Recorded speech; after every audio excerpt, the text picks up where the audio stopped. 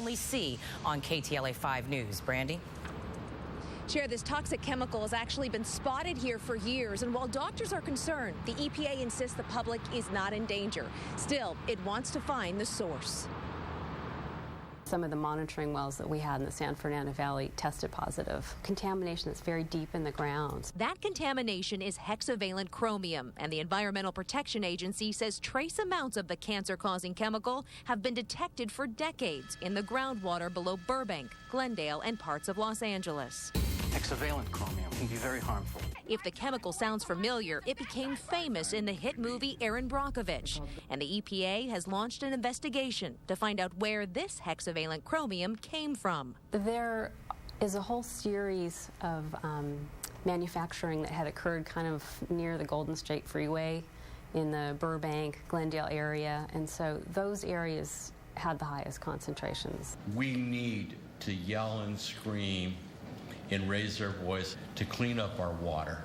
At this week's Glendale City Council meeting, the EPA announced it's conducting new groundwater tests along Interstate 5. This work will involve drilling up to 30 monitoring wells. But it insists the public is not in danger. How can you guarantee that they're not ingesting this water?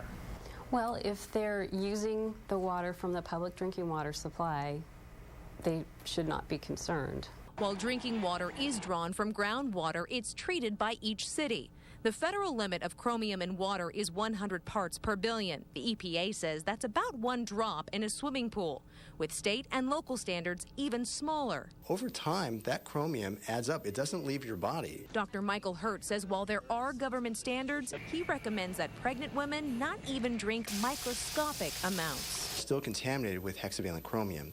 And particularly for a young fetus developing in a pregnant woman and a young child who's just been born, you want those children to not be exposed to these kind of toxic chemicals. The chemical was used in aerospace production and corrosion-resistant coatings for decades, and finding the source will not be cheap.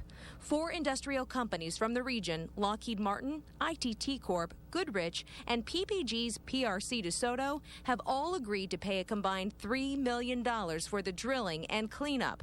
Glendale city leaders just want the work done as soon as possible. You have a goal date of 2015 and cleaning it up. Will we have the technology by then?